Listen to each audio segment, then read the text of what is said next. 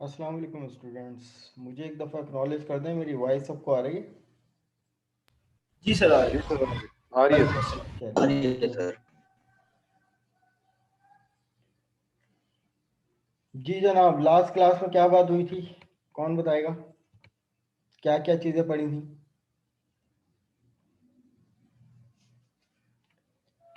Sir primary की के बारे में बताया था, और लाइक एक टेबल से दूसरे और तीसरे टेबल को अगर लिंक करना है एक प्राइमरी की के जरिए तो किस तरीके से होगा, और ये सारी चीजें स्टार्टिंग में करवाई थी। डिफॉल्ट कैसे वो करना है?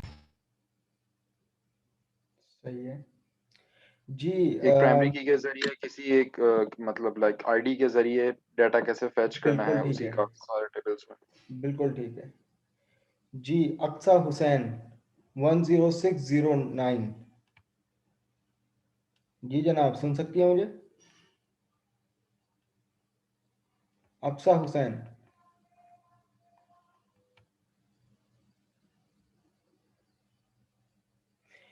फारिया 10727।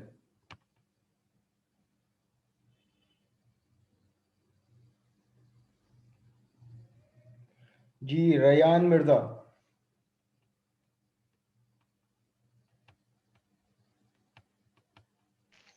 Yes sir. रयान, ये मुझे बताएं कि प्राइमरी की के रूल क्या थे?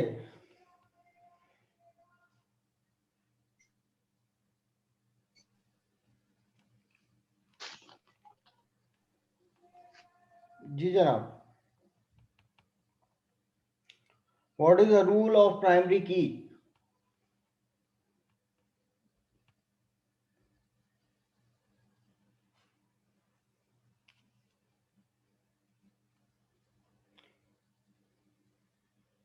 मेरी कोशिश होगी कि मैं उन लोगों से ज़्यादा सवाल करूं जो माशाल्लाह पढ़ने वाले हैं, 5-5 नंबर लेते हैं। तो ये है कि आने वाली क्लास में उनसे छोटा सा एक वाइवा सेशन होगा, और अगर वो उसको डिफेंड ना कर पाए तो यकीनन एक एक नंबर की डिडक्शन हो जाएगी सबकी। माशाल्लाह 5-5 नंबर वाले बहुत सारे स्टूडेंट हैं। जी अहमद हुसैन।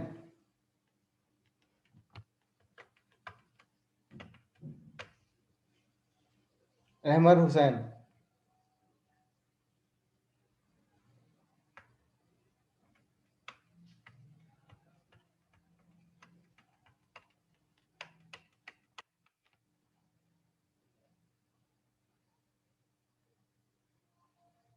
क्या वो नेट बंद है आप लोगों के, या मेरे नेट में इशू है? सब गायब हैं। सब खैरियत तो है भाई? अल्लाह का शुक्र है सर, आपकी आवाज़ तो सही आ रही है। लेकिन मैं जिनको कॉल कर रहा हूँ शायद वो लोग सो रहे हैं अभी तक।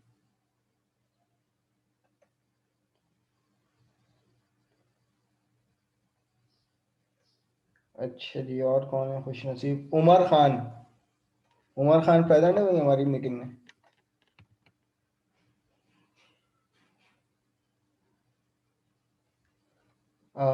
नोरमा इकबाल।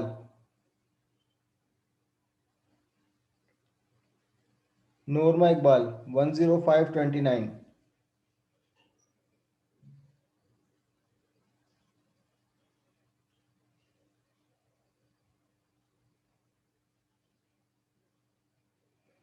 जैन अहमद।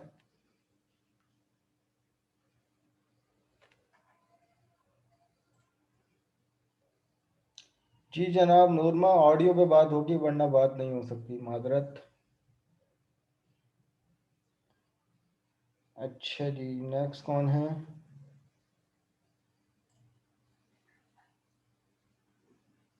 जी रयान, चलें फिर सवाल का जवाब दें, वही जो आपसे पूछा था। सर क्या पूछा था? आवाज नहीं आई व्हाट थी sir. What is the rule of primary की?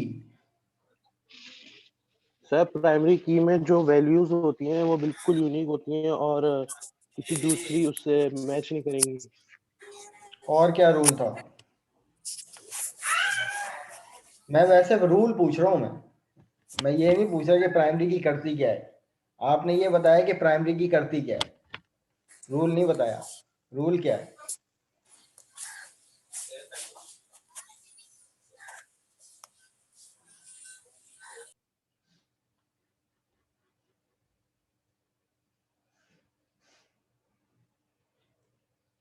अच्छा, किसी को पता है भाई what is the rule of primary की? मैंने उन लोगों के नाम अभी कॉल किए थे, रिकॉर्डिंग में भी हैं, कि जिनके 5-5 नंबर हैं, तो यकीनन किसी ने भी नहीं बोला और किसी ने कोई रिस्पांस नहीं किया, तो सबके 5-5 नंबर नहीं रहे अब। ठीक है, 1 मार्क्स की डिडक्शन हो गई है उनकी। सर प्राइमरी की का बेसिक रूल तो ये है कि आई गेस हर टेबल का एक ही प्राइमरी की होगा वेरी गुड, और पूरा एक्सलेंट, कॉलम उसी से रिप्रेजेंट होगा। वेरी गुड, बिल्कुल सही है, और एक और सर कि वो नल नहीं दे सकता वेरी गुड, ये भी एक रूल है, प्राइमरी की में नल। बिल्कुल ठीक है। अब निकली ना सबकी आवाजें? सर मेरा तो ऐसे भी एक ही नंबर है इसमें सर, मेरा मैं लैपटॉप वही सर कह रहा हूँ मेरे ना भी कि तीन, जिनके सर जिनके मेरे भी सामने, आपने 3 नंबर दिए थे, आपने कमेंट दिया तो कि सर लेट सबमिट मैं किया है, लेकिन उनका मैं उनसे बात ही नहीं कर रहा कि जिनके 4 से कम नंबर हैं। मैं तो उनसे मुखातिब हूँ फर्स्ट प्रायोरिटी पे। खैर 4 तो किसी के भी नहीं नजर आ रहे मुझे, लेकिन 5 जरूर नजर आ रहे हैं। माशाल्लाह पढ़ने वाले बच्चे हैं, लेकिन अभी तक सब गायब हैं। ये नुकसान वाली बात है भाई। देख लो, अब आगे आप मर्जी है आप लोगों की। इस तरीके से अगर आप लोग का हिसाब किताब रहा ना, तो सर अब आंसर दिया समझ तो जाइए। नंबर तो बढ़ जाए। सर अब नंबर तो बढ़ा रहे हैं सर, आंसर दे दिए हैं तो सर एक चंदा, आध ही बढ़ा दे। मैंने तो तंग आके ये कहा कि भाई बता दो, इस गरीब की भी बात का जवाब दे दो जिसको आता है। तो वो लोग तो क्योंकि नहीं बोल रहे थे, जिनको मैंने कॉल की थी, वो तो नहीं बोल रहे थे। सर असल जिसमें में मेरी लेट सबमिशन इस वजह से हुई थी, मेरा जो है ना पूरा लैपटॉप हैंग कर गया था, तो मुझे 2-3 दफा विंडो करनी सर पड़ी और मुझे सर सारा जबकि सेटअप यार करना मैंने मेरी तो था। तो काफी टाइम लेट दिया था सबमिशन यार। नहीं थी। सर मेरी तो लेट सबमिशन नहीं थी, शायद आपको कोई लाइक गलतफहमी हो गई, आप चेक कर लें। मेरी लेट क्या सबमिशन नहीं थी, क्या नाम आपने क्या है? Still comments. सर सैयद फाइक चलो वन तुम जीरो फिर टू एक सिक्स काम करना, मुझे जो है ना मैं साढ़े आपको तीन बजे प्राइवेटली के मैसेज बाद, कर दूंगा। नहीं मैं साढ़े आपको तीन बजे प्राइवेटली के मैसेज। बाद, 3:30 बजे के जी बाद 10-15 मिनट हम इसी पे रख लेंगे। जो लोग जाना चाहेंगे वो चले जाए, जिनका इशू है वो लोग मीटिंग में रहिएगा, फिर इस चीज को ज्वाइन कर लेंगे, ताकि चलें अभी ठीक है हमारा फिर। टाइम वेस्ट ना हो। ठीक है। अच्छा, मैं आप लोगों को क्लास एक बात बता दूं, देखें, लैब नंबर 1 हो गई कंप्लीट, लैब नंबर 2 भी हो गई कंप्लीट। आज लैब नंबर 3 से ये चीज़ इंप्लीमेंट हुई थी। मैंने सरप्राइजली आप लोगों को सिर्फ टेस्ट करने के लिए ये काम किया कि भाई आप लोगों को बताया नहीं जाएगा। हर वीक आप लोगों को पिछले का आप लोगों को रिव्यू किया जाएगा और आप लोग करवाएंगे। और स्पेशली वो लोग जो पिछली लैब में 5-5 नंबर उठा रहे हैं माशाल्लाह, तो यकीनन खुद से करते हैं, पढ़ने वाले बच्चे हैं, तो सबसे ज्यादा हक उनका है जवाब देने का। ठीक है। तो कोशिश किया करें और कोशिश कीजिएगा अपकमिंग लैब से कि भाई जिनको पॉइंट आउट किया जाए वो लोग रिस्पॉन्स करें, वरना फिर बाद में मुझे फिर क्लेम ना करें, क्योंकि मैं रिप्लाई नहीं कर पाता हर किसी को कि जो है ना सर ये हो गया वो हो गया। ठीक है। मेरे अपने भी 3-3 कोर्सेज चल रहे हैं एमएस के, तो उसके भी असाइनमेंट क्विज़िस में मैं खुद भी घिरा हुआ होता हूँ, तो इसलिए ठीक है, तो कोऑपरेट किया करें, वरना फिर आप ही का नुकसान है, वरना मेरा कुछ नहीं जाएगा। ठीक है। चले जी। सर जी जनाब। सर ये हम लोग जो बैठेंगे 3:30 बजे के बाद, तो उसमें आप डिफ़ॉल्ट की का दोबारा ज़रा वो थोड़ा सा समझा देंगे। बस मुझे बता दीजिएगा, ठीक है। चलें ठीक है सर। मुझे बता दीजिएगा जो भी है ना, फिर देख लेंगे उसको। अच्छा जी भाई, सर लास्ट जी। क्लास में हम लोगों ने अपने सेकंड सेशन में एमवीसी को डिस्कस किया था कि भाई एमवीसी क्या है, और इंट्रोडक्शन हमने लिया था एमवीसी का। तो 3 मेजर टर्म में ये बेसिकली एक डिजाइन पैटर्न था, इसको रिव्यू करते हुए चलते हैं। और आज जो है ना एमवीसी की एक क्लास पे पूरी इम्प्लीमेंटेशन करेंगे, क्योंकि एमवीसी एक साथ समझने की जो चीज नहीं है, इसके जो 3 मेजर जो टर्म है, मॉडल, व्यू, कंट्रोलर, ये इटसेल्फ पूरी एक दुनिया है। सही है एमवीसी के अंदर। तो अगर आप ये सोचो कि भाई एक साथ सबको समझ ले, तो बड़ा मुश्किल है, क्योंकि ये पूरा एक डिजाइन पैटर्न है। ऊप भी आप लोग बकायदा पूरा एक सेमेस्टर में उस डिजाइन पैटर्न को इम्प्लीमेंट करते हुए चलते हो। ठीक है। कि भाई क्लासेस क्या है, ऑब्जेक्ट क्या है, मेथड्स वगैरह क्या होते हैं, कितने टाइप्स के मेथड होते हैं, एक्सेस मॉडिफायर्स क्या काम करते हैं, तो ये तमाम चीजें आप लोग ऊप में पढ़ के आ चुके हो। ठीक है। अब एमवीसी के अंदर ना तो मैं आप लोग से इस बात पे डिस्कस करूंगा कि भाई what is public, what is private, what is protected, ये तमाम चीजें आप लोगों को आई होप के पता होंगी, ठीक है भाई। अब ऊप के कॉन्सेप्ट कहाँ लग रहे होंगे, किस तरीके से लग रहे होंगे, ये आप लोगों को समझाने की जरूरत मुझे नहीं लगता कि पढ़नी चाहिए, ठीक है, लेकिन जहां जरूरत पड़ेगी उसको डिस्कस भी कर लेंगे। एमबीसी को हम लोग अगर रिव्यू बैक करते हुए चले तो इस एग्जांपल से हम लोगों ने डिस्कस किया था कि भाई एमबीसी का पूरा डिजाइन पैटर्न, पूरा सिनेरियो बेसिकली है क्या कि यूजर के पास से रिक्वेस्ट जाती है और उस रिक्वेस्ट को, क्योंकि हम एमबीसी इंप्लीमेंट कर रहे हैं तो हमारी यूजर की रिक्वेस्ट को जो हम लोग ब्राउजर पे करते हैं यूआरएल के थ्रू, तो वो यूआरएल के थ्रू जो रिक्वेस्ट जाती है वो कंट्रोलर लेके जाता है, ठीक है, कंट्रोलर के पास जाती है। अब कंट्रोलर डिसाइड करता है कि भाई किस टाइप की रिक्वेस्ट है, कि यूजर क्या कोई व्यू चाहता है या यूजर कोई अपनी पोस्ट की रिक्वेस्ट भेज रहा है या कोई भी रिक्वेस्ट भेज रहा है। देखें क्लास, सबसे पहले इस फलसफे को समझिएगा, हम लोग दो टाइप की रिक्वेस्ट कर रहे होते हैं, ठीक है, जैसे कि मैंने यहाँ पे लिखा google.com, ठीक है, अब ये मेरी एक रिक्वेस्ट है और इस रिक्वेस्ट को मैं कहता हूँ गेट रिक्वेस्ट। क्यों? क्या मैंने यहाँ पे कोई अपना डाटा इंसर्ट किया? नहीं किया। या मैंने कोई सर्वर पे अपने डाटा कोई इंफॉर्मेशन भेजी? नहीं, मैंने जस्ट यूआरएल लिखा और एक रिक्वेस्ट दे दी और उसने मुझे एक पेज जनरेट करके दे दिए, यूजर इंटरफेस जनरेट करके दे दिए जो आपके सामने। अब इसमें मैं जो भी सर्च करूं, व्हाट इज इट, ठीक है। तो इसी तरीके से इसका भी सिनेरियो ये है कि यूजर के पास से दो टाइप की रिक्वेस्ट जाती हैं। अब दूसरी रिक्वेस्ट कौन सी होती है कि भाई फेसबुक का पेज है हमारे पास, ठीक है, अगर मैं यहां पर फॉर एग्जांपल फेसबुक के पेज की बात करूं, अब एक रिक्वेस्ट ये है कि भाई ये मुझे गेट रिक्वेस्ट है, ये मेरी, मैंने जस्ट यूआरएल दिया, उसने मुझे एक यूजर इंटरफेस दे दिया। बट अब जो मेरी दूसरी टाइप की रिक्वेस्ट होगी ना वो इसी पेज में होगी। वो क्या कि भाई अगर फॉर एग्जांपल मैं अपनी ईमेल एड्रेस और पासवर्ड डालता हूं कुछ भी, अब जब मैं लॉगिन पे क्लिक करूंगा ना तो यूं समझ लो कि भाई, बल्कि समझ क्या लो, यकीनन ऐसी बात है, ये मेरा डाटा है, ठीक है, ये भी मेरा डाटा है, ये भी मेरा डाटा है, जो कि डेटाबेस में मौजूद है, जो कि एक वैलिड डाटा है। और मैं अब यहाँ पर इस लॉगिन के बटन से क्लिक करके एक सर्वर को रिक्वेस्ट दूंगा। अब वो रिक्वेस्ट कौन लेके जाएगा? वो रिक्वेस्ट गालिबन ये कंट्रोलर लेके जाएगा, ठीक है, अगर हम इस पैटर्न की बात करें तो ये कंट्रोलर लेके जाएगा। और अगर यहाँ पर कंट्रोलर को अगर मैनिपुलेट करना है, कोई डाटा रिट्रीव करके लेके आना है डेटाबेस से, तो यहाँ पर मुझे बताओ कि कंट्रोलर डायरेक्ट मुझे व्यू पे लेके जाएगा या मॉडल पे लेके जाके फिर व्यू जनरेट करके देगा। फेसबुक से मिसाल दो मुझे। डायरेक्ट व्यू पे लेके जाएगा? नहीं, डायरेक्ट व्यू पे कैसे लेके जाएगा? देखो, ये आपका यूजर नेम और ये आपका पासवर्ड है, सही है। जब आप लॉगिन करोगे तो आपकी प्रोफाइल, आपका पूरा डाटा फैच होके आएगा ना, और आपको यूजर इंटरफेस में मिलेगा। प्रोफाइल उठ के आती है ना, होम पेज उठ के आता है ना, जिसमें सारा डाटा होता है और उसमें आपकी अपनी प्रोफाइल भी होती है। तो इस चीज को समझो कि आपने लॉगिन की रिक्वेस्ट करी, कंट्रोलर उस रिक्वेस्ट को लेके गया और सर्वर पे पड़ा जो भी डाटा था कि भाई आपका जो भी यूजर नेम पासवर्ड क्या ऐसा है, और उस यूजर नेम और पासवर्ड से मुझे पूरी मेरी प्रोफाइल उठा के व्यू की शक्ल में लाके मुझे दिखा रहा है। समझ में आई चीज? मॉडल ये जा मॉडल पे रहा है लेकिन दिखा नहीं रहा ना मॉडल को। मॉडल वो है कि जहां पे डाटा रखा हुआ है, ठीक है।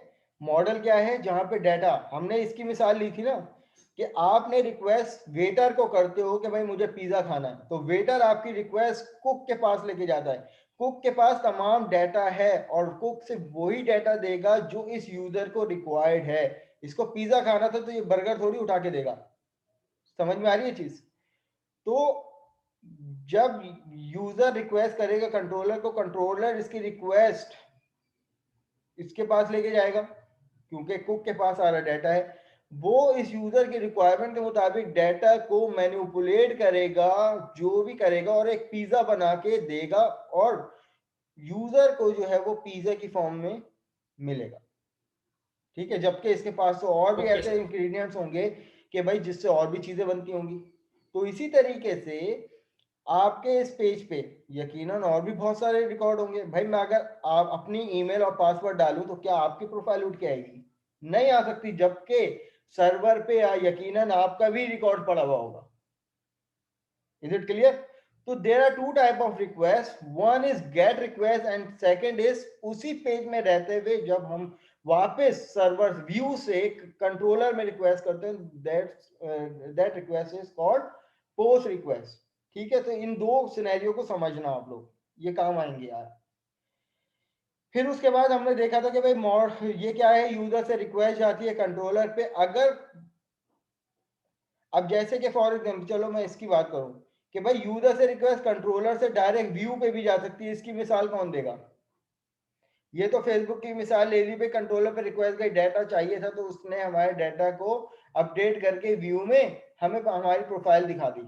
लेकिन इसकी रिक्वेस्ट कौन, इसकी एग्जांपल कौन देगा कि मैं अगर रिक्वेस्ट करता हूँ कंट्रोलर पे, कंट्रोलर डायरेक्ट व्यू पे चले जाए?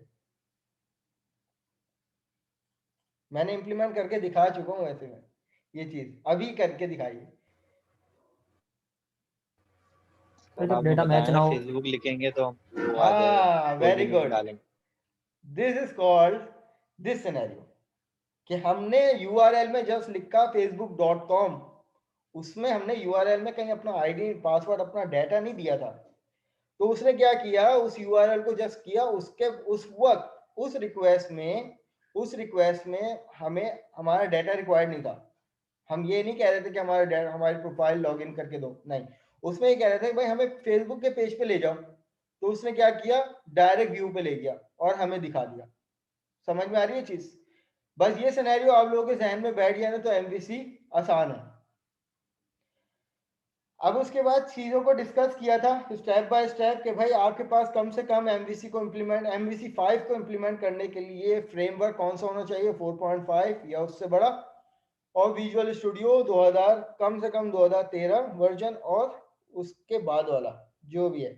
अब जब वंस हम लोग प्रोफाइल अपने हमने क्या किया था, एक डिफॉल्ट एप्लीकेशन, एम्प्टी एप्लीकेशन नहीं, डिफॉल्ट एक एप्लीकेशन क्रिएट की थी एमवीसी की, जिसमें हमें एक डमी टेम्पलेट मिला था, उसमें कुछ अदर फोल्डर्स थे हमारे, और ये फोल्डर्स हम लोगों ने स्टेप बाय स्टेप डिस्कस भी किए थे कि भाई एप्लीकेशन डाटा क्या होता है, स्टार्ट क्या होता है, कंटेंट क्या होता है, कंट्रोलर, ये तमाम चीजें हमने स्टेप बाय स्टेप डिस्कस भी किया था। अब आ जाओ, हमने इन सब में से आज के जो हमारे पास कंटेंट है कि एमवीसी का सी पार्ट कि व्हाट इज कंट्रोलर। क्योंकि आप देखो ना, यहाँ पर अगर सिनेरियो की बात करें तो सबसे पहले यूजर से रिक्वेस्ट कहाँ जाती है, कंट्रोलर। तो सबसे पहले समझना किसकी जरूरी है, कंट्रोलर को, भी कंट्रोलर में कहानी क्या चल रही है। फिर उसके बाद कंट्रोलर से अगर मॉडल डाटा की जरूरत पड़ती है तो फिर डाटा को रिट्रीव किस तरीके से करेंगे, वहां ये कनेक्टिविटी आ जाएगी, मॉडल में तमाम आपका डाटा टेबल्स वगैरह आ जाएंगे। ठीक है, देन उसके बाद उस डाटा को अपने व्यू पे किस तरीके से रिट्रीव करवाओगे, तो फिर ये पूरा सिनेरियो बनेगा। व्यू एक अलग कहानी है, व्यू में बहुत सारी चीजें हैं सिर्फ व्यू को समझने के लिए। इसमें मैं होपफुली क्या करूंगा कि कुछ प्री रिकॉर्डेड लेक्चर भी मेरे हैं, मैं आप लोगों से शेयर करूंगा व्यू के हवाले से, कि हम अपना एक टेम्पलेट किस तरीके से इम्प्लीमेंट कर सकते हैं, ये तमाम चीजें। लेकिन मेरा मकसद ये है कि इस टाइम आप लोगों को बुनियादी चीजें आ जाएं, फिर उसके बाद मैं एक पूरी एप्लीकेशन डिजाइन करना भी मेरी उस वीडियो में मौजूद है, मैं आप लोगों से जरूर शेयर करूंगा आप लोगों के पोर्टल पे। ठीक है, वो हमारी लैब का पार्ट भी होगा। अच्छा जनाब, तो यहाँ पर हम अब जो इम्प्लीमेंट करने जा रहे हैं वो बिल्कुल एक एम्प्टी एप्लीकेशन जो है वो एमवीसी की इम्प्लीमेंट करने जा रहे हैं, कि जिसमें ना तो कोई डिफॉल्ट तौर पर कुछ इस टाइप के फोल्डर्स होंगे कि जैसे कि हमने यहाँ पर देखा, ना तो कोई कंट्रोलर, इसमें हमने देखा था एक होम के नाम से डिफॉल्ट कंट्रोलर भी बना हुआ था, व्यूज भी बने हुए थे, ये तमाम, और आपको बकायदा पूरा एक वेब पेज भी इसने जो है वो बना के दिया हुआ था डमी के तौर पर। तो यहाँ पर अब इस एप्लीकेशन में कुछ भी नहीं होगा हमारे पास। तो सबसे पहले हमारा जो ऑब्जेक्टिव है कि कंट्रोलर क्या है, रोल ऑफ कंट्रोलर, फिर उसके बाद देखेंगे कि कंट्रोलर को किस तरीके से एक नया कंट्रोलर बनाया जाएगा, उसके अंदर एक्शन मेथड्स क्या होते हैं, और एंड एक्शन मेथड को ब्राउजर में किस तरीके से इंप्लीमेंट किया जाएगा, कॉल करवाया जाएगा। फिर उसके बाद पैरामीटर्स क्या रिक्वायर्ड होंगे उन एक्शन मेथड्स में, और फिर उसके बाद फाइनली हम ये देखेंगे कि भाई न्यू कंट्रोलर क्यों बनाने की जरूरत होती है, और एक एग्जिस्टिंग कंट्रोलर से हम लोग क्या काम ले रहे होते हैं। नाउ लेट्स स्टार्ट कि न्यू प्रोजेक्ट करते हैं। अच्छा भाई, मेरी वॉइस सबको आ रही है ना? जी जी सर सर आ रही है। चलो, अच्छा सी शार्प टेम्पलेट में जाएंगे, लास्ट में विजुअल बेसिक में भी हमें ये वेब का टेम्पलेट मिलेगा और ASP.NET, तो ये विजुअल बेसिक उस पे चले जाएंगे टेम्पलेट पे। नहीं, आप लोगों ने सी शार्प को सेलेक्ट करना है, इसके वेब पे जाकर कम से कम आपके पास 4.5 वर्जन .NET फ्रेमवर्क होना चाहिए। ASP.NET MVC को ASP.NET एप्लीकेशन को सेलेक्ट करेंगे, वेब एप्लीकेशन 2 के नाम से हमारी। सर ये आज का जो लैब टास्क है उस पर बेस करेगा ना, इसी जी पे जी करना होगा? बिल्कुल, मैं आप लोगों को इसका पूरा टास्क भी दूंगा एक ठीक है। MVC का।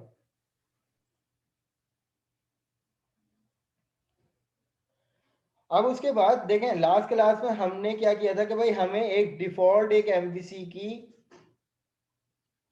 एक एप्लीकेशन इसने जनरेट कर दी थी, जिसमें देखा था कि भाई उस जो हमने रेंडर करके देखा था वेब ब्राउजर पे, तो वो बकायदा एक प्रॉपर वेब पेज हमें डिस्प्ले करके दे रहा था विद कंप्लीट लेआउट, रिस्पॉन्सिव भी हो रहा था, ठीक है, कोई लेआउट खराब भी नहीं हो रहा था। तो वहां पे तमाम जेसन, बूटस्ट्रैप वगैरह, CSS व्यू सब क्रिएट थे। बट हम यहाँ पर अब एक एम्प्टी एप्लीकेशन क्रिएट करने जा रहे हैं, और जब एम्प्टी पे चेक लगाओगे आप, तो यहाँ पर इसको जरूर चेक लगा देना, फिर ये बनेगी आपकी एक एम्प्टी MVC एप्लीकेशन। देन उसके बाद फिर आप इसको ओके कर देना।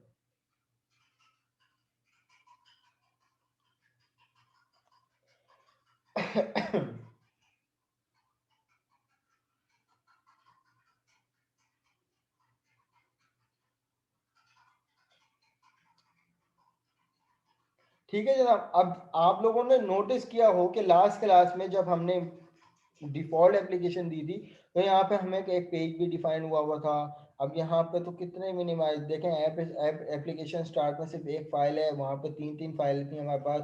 कंट्रोलर में कोई कंट्रोलर नहीं है, ना तो कोई मॉडल है, व्यू भी कुछ भी नहीं बना हुआ हमारे पास, तो ये बिल्कुल एक एम्प्टी एप्लीकेशन है।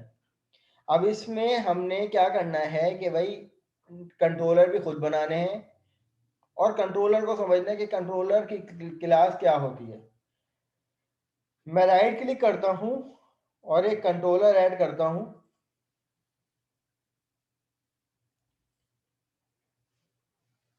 अब यहां पर there are 3 type of controller, सही है, जो कि MVC5 के कंट्रोलर हैं।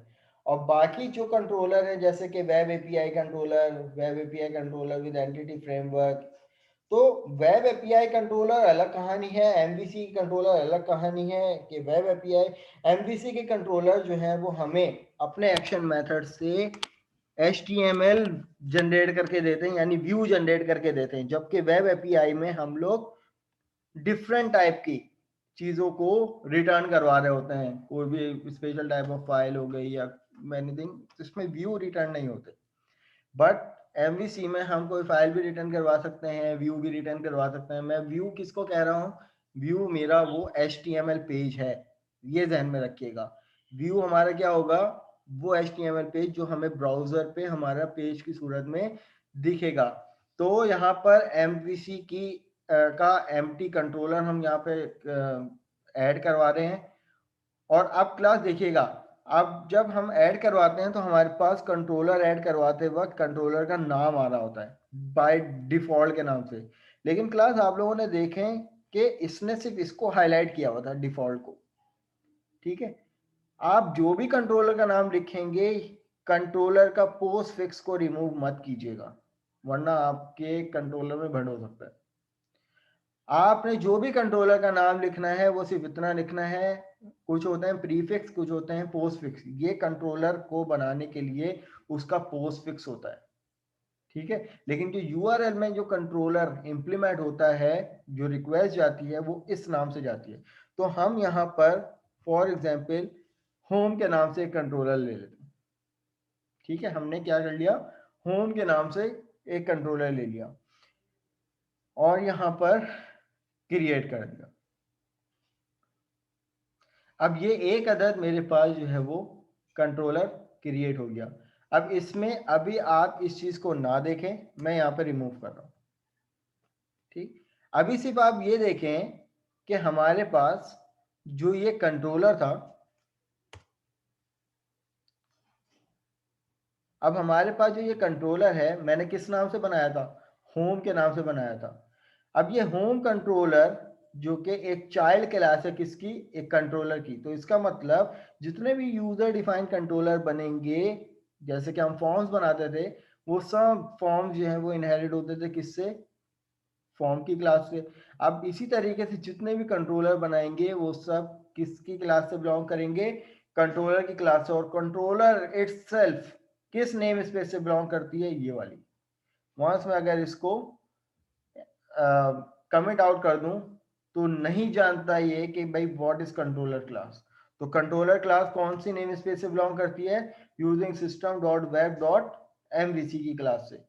अब जो भी कंट्रोलर हमारे पास बनेगा उसका पोस्ट फिक्स, फिर बता रहा हूँ, पोस्ट फिक्स आप लोगों ने रिमूव नहीं करना, और जो भी कंट्रोलर का नाम होगा वो उस पोस्ट फिक्स से पहले आप लोग लिखेंगे।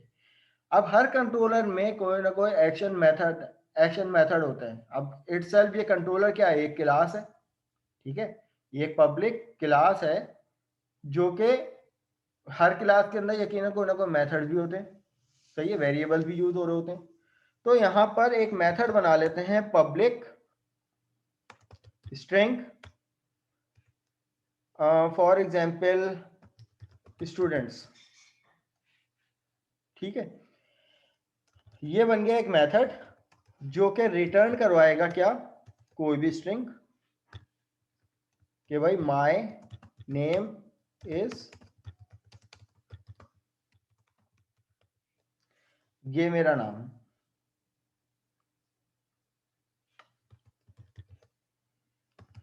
स्टूडेंट ऑफ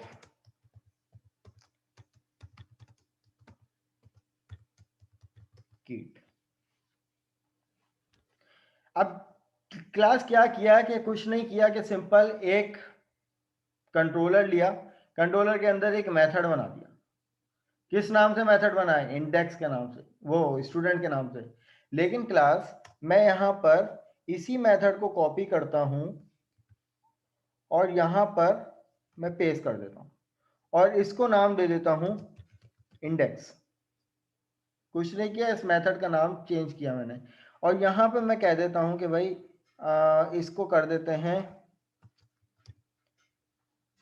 अली अहमद और सैयद अफान अहमद। अब ये दो अलग अलग मैंने स्टेटमेंट जनरेट कर दी। कुछ नहीं करता, अपनी एप्लीकेशन को पहले बिल्ड करवा लेते हैं। जब ये सक्सेसफुली बिल्ड हो जाएगी देन उसके बाद अपनी एप्लीकेशन को रेंडर करवाते हैं। नोटिस कीजिएगा कंट्रोलर मेरे पास किस नाम से, होम के नाम से, और उसके अंदर दो मेथड मेरे पास जनरेट हुए हैं, एक इंडेक्स के नाम से और एक स्टूडेंट के नाम से। ठीक है, जब मैं रेंडर करूंगा तो यहां पर रिजल्ट देखिएगा कि रिजल्ट क्या आएगा।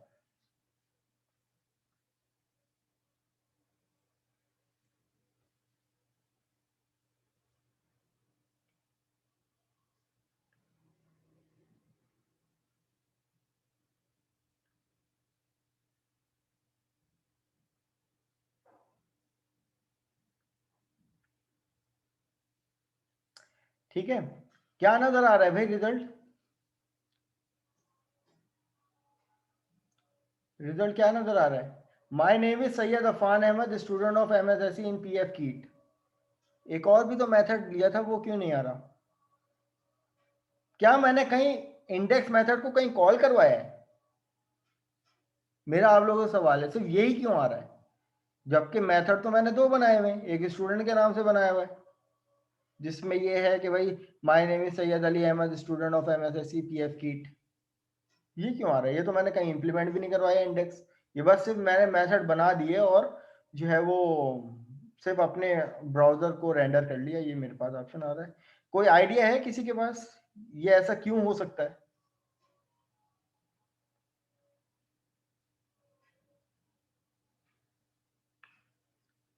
जी फाइक, एनी आइडिया अबाउट इट? क्योंकि सर मेन मेथड ही नहीं है प्रोग्राम का, एंट्री पॉइंट ही यही है। अगर प्रोग्राम का एंट्री पॉइंट आप कैसे कह सकते हो कि ये इंडेक्स है? यानी ये कह रहे हो कि ये इंडेक्स जो है ये तो मैंने अभी आपके सामने बनाया, इसको मैंने इम्प्लीमेंट कहाँ करवाया? हर मेथड तो इम्प्लीमेंट करवाना पड़ता है ना, कि भाई मैंने कॉल करवाया इंडेक्स के मेथड को, वो तो मैंने कहीं भी नहीं करवाया। अभी आपके सामने एक बोला सा एक कंट्रोलर की क्लास बनी हुई है, उसके अंदर 2 मेथड यहाँ पर इम्प्लीमेंट हो रहे हैं। कहानी क्या क्वेश्चन है एक दफा उसको, क्या आप बताइएगा, एक दफा क्वेश्चन क्वेश्चन दोबारा मेरा एक ये दफा है, बताओ। क्वेश्चन मेरा ये है, देखो होम कंट्रोलर बनाया था, ठीक है। होम कंट्रोलर बनाने के बाद मैंने 2 मेथड सिंपल से बना लिया, और ये वो मेथड है जो प्रोग्रामिंग फंडामेंटल में बनाए जाते हैं। स्ट्रिंग टाइप ठीक है इसकी जी। क्या है? रिटर्न टाइप है। नाम ये है मेथड के, और जो कि रिटर्न करवा रहे हैं दोनों स्ट्रिंग। लेकिन जब मैं ठीक अपनी एप्लीकेशन को रेंडर कर रहा हूं तो सिर्फ मेरे पास ये क्यों आ रहा है और यही क्यों आ रहा है? वो भी तो आ सकता था। सिर्फ एक ही स्टेटमेंट मेरे पास आ रही है। अच्छा जी, जवाब आया है कि कंट्रोलर कोई एक डाटा उठा लेगा। अब देखिएगा क्लास, अब मैं अपने ब्राउजर पे एक कहानी करता हूं। क्या करता हूं? मैंने स्लैश लिखा, मेरे पास कंट्रोलर का नाम क्या था?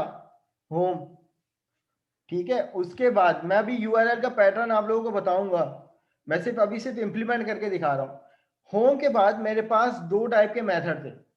कौन सा? एक इंडेक्स का था और एक कौन सा था? स्टूडेंट्स का था। अगर मैं यहाँ पे लिखता हूं इंडेक्स, तो मैं इंटर करता हूं तो मुझे वही आंसर देगा। लेकिन मैंने यूआरएल में जाके लिखा क्या? स्टूडेंट्स। तो अब इसने मुझे यहां पर क्या रिटर्न करके दिया? स्टूडेंट का मैसेज। सही है? ये बात किसको समझ में नहीं आई? अभी ये मुझे सिर्फ नहीं आई समझ। इंप्लीमेंट किया है, अभी ये सिर्फ इंप्लीमेंट किया है। मेरा सवाल ये था आप लोगों से कि भाई मेरे पास जो है वो मैंने कंट्रोलर को इंप्लीमेंट किया। अब कंट्रोलर की डेफिनेशन क्या थी? कौन बताएगा? कि यूजर के पास रिक्वेस्ट गई। देखो मैंने जब अपनी एप्लीकेशन को रन किया ना, तो मेरी रिक्वेस्ट किसके पास गई? इस होम कंट्रोलर के पास, क्योंकि कंट्रोलर एक ही बना हुआ था। जब इस होम कंट्रोलर के पास रिक्वेस्ट गई तो इसने मुझे हर कंट्रोलर कोई ना कोई जो भी डिस्प्ले करता है वो अपने एक्शन मेथड के थ्रू करता है। यानी किसी भी कंट्रोलर पे जब भी रिक्वेस्ट जाती है तो इस बात को समझिएगा कि हर कंट्रोलर के अंदर कोई ना कोई एक्शन मेथड बने हुए होते हैं। जरूरी नहीं है कि एक ही एक्शन मेथड हो, मोर देन वन जो है वो एक्शन मेथड हो सकते हैं। और हर एक्शन मेथड कोई ना कोई आपको आपके ब्राउजर पे व्यू करवाएगा, ठीक है। आपके ब्राउजर पे कोई ना कोई कुछ ना कुछ आउटपुट देगा। तो हमने यहाँ पे क्या ले लिया कि भाई एक स्ट्रिंग टाइप एक इंडेक्स मेथड ले लिया। मेरा सवाल ये था कि चलो माना कि जब हमने अपनी एप्लीकेशन को स्टार्ट किया, ना तो ये लिखा हुआ था ना तो कुछ ये लिखा हुआ था, सिर्फ हमारे पास डोमेन थी। और डोमेन के बाद जब हमने इंप्लीमेंट किया अपनी एप्लीकेशन को तो बैक एंड पे खुद ही होम कंट्रोलर चल गया। चलो ठीक है, माना होम कंट्रोलर चल गया, लेकिन होम कंट्रोलर चलने के बाद सिर्फ यही वाला मेथड क्यों कॉल हुआ? ये भी तो हो सकता था। और सिर्फ यही क्यों हुआ, ये क्यों नहीं हुआ? ये मेरा सवाल था। तो अब इसका जवाब सुन लीजिए। इसकी कहानी ये होती है, क्लास देखिएगा। मैं अपनी एप्लीकेशन को यहाँ पे स्टॉप करता हूँ। मैंने लास्ट क्लास में आप लोगों को कहा था कि हमारे पास इनमें एक फाइल ऐसी होती है जो कि हमारे एप्लीकेशन का स्टार्टिंग पॉइंट होता है, बताई थी ये बात। और वो कौन से फोल्डर होता है? वो एप्लीकेशन स्टार्ट का फोल्डर होता है। इसमें हमारे पास एक फाइल होती है root.config फाइल। कौन सी फाइल? root.config फाइल, जो कि पूरी एप्लीकेशन का रूट हम लोग यहाँ पर डिफाइन करते हैं। आप लोगों ने देखा होगा जब आप लोग pfkit की वेबसाइट पे यूआरएल डालते हो कि भाई pfkit.edu.pk, तो क्या आपके पास आपकी अपनी प्रोफाइल उठ के आती है? नहीं। आपके पास उस यूआरएल से उस ऑफिशियल वेबसाइट का डैशबोर्ड आता है, एक ऑफिशियल पेज उठ के आता है। जब भी आप वो यूआरएल दोगे तब भी वही वाला पेज आपके पास उठ के आएगा। लेकिन आपने नोटिस किया होगा कि हम pfkey.edu.pk में स्लैश डाल के लिखते हैं ASM, तो वो हमें, मैं अगर फैकल्टी हूं तो मैं यही यूआरएल यूज करता हूं कि pfkey.edu.pk स्लैश डाल के मैं लिखता हूं ASM, तो वो मुझे रिडायरेक्ट कर देता है कहां पे, जहां से फैकल्टी लॉग इन करती है, जिस पोर्टल पे आप लोगों के मार्क्स हम लोग इंटर करते हैं। ठीक है, तो वो यूआरएल में ये तमाम क्या होते हैं, हर वेबसाइट के हर एप्लीकेशन के रूट डिफाइन हुए होते हैं। तो इसी तरीके से हमारी जो एम्प्टी एप्लीकेशन है ना बिगनिंग लेवल पे, इस पे हमने एक कंट्रोलर ऐड करवाया, कंट्रोलर बाद में ऐड करवाया, लेकिन इस root.config फाइल में पहले से एक रूट डिफाइन था। मेरा मकसद अभी आपको सिर्फ ये root.config फाइल समझाना नहीं है, सिर्फ एक पैटर्न समझाना है। मैंने यहाँ पे अभी यूआरएल में लिखा था कंट्रोलर का नाम, क्या लिखा था, होम, और उसके बाद मैंने यहाँ पे लिखा था एक्शन, जो कि मेरे पास कंट्रोलर के अंदर ये था इंडेक्स, यही लिखा था ना। तो इंडेक्स से मुझे क्या मिला, ये मिला, लेकिन मैंने कुछ नहीं भी लिखा तब भी मुझे ये मिला। तो उसका रीजन क्या था, root.config फाइल में देखो डिफॉल्ट तौर पर कंट्रोलर किस नाम से सेट हुआ हुआ है, होम के नाम से, और होम के नाम से हमने भी कंट्रोलर बना लिया। और उसके एक्शन रिजल्ट में कौन सा मेथड बाय डिफॉल्ट इंप्लीमेंट हुआ है, क्या नजर आ रहा है भाई, इंडेक्स। तो इत्तेफाक ये हुआ कि मैंने भी इंडेक्स के नाम से जो है ये मेथड बना लिया। अगर मैं जैसे मैं इंडेक्स 1 इसको कर दूंगा, तो जब मैं, अब ये बाय डिफॉल्ट मुझे ना तो ये देगा ना तो ये देगा। अब जब मैं अपनी एप्लीकेशन को इंप्लीमेंट करूंगा तो वो बाय डिफॉल्ट मुझे क्या देगा, एक एरर देगा। क्यों, क्योंकि उसको कंट्रोलर तो मिल गया, बट कंट्रोलर के अंदर कौन जो एक्शन मेथड है इंडेक्स के नाम से, जो कि बाय डिफॉल्ट सेट हुआ हुआ है, वो यहाँ पे तो मौजूद ही नहीं है। इंडेक्स सेव हुआ हुआ है ना बाय डिफॉल्ट, मैंने यहाँ पे क्या कर दिया इसको इंडेक्स 1।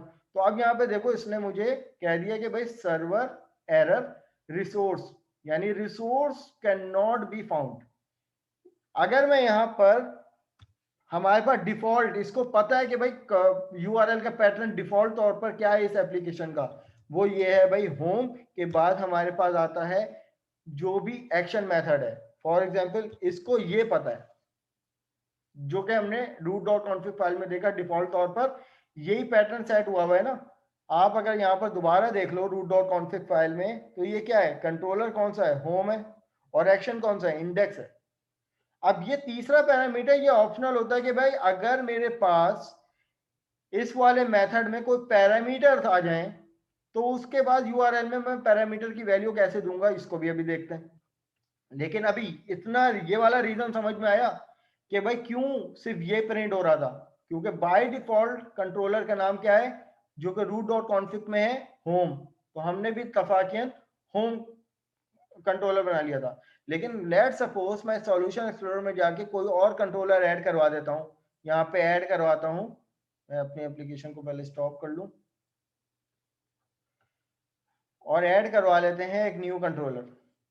फिर बता दूं कि कंट्रोलर आप जो भी ऐड करवाएंगे ये वाला नाम आपने नहीं मिटाना, ये जो कंट्रोलर लिखा हुआ है ना, कंट्रोलर को नहीं मिटाना है। इसके बाद आप नाम दे दो, फॉर एग्जांपल हमने एम्प्लॉय के नाम से कंट्रोलर बना दिया और उसको ऐड कर दिया।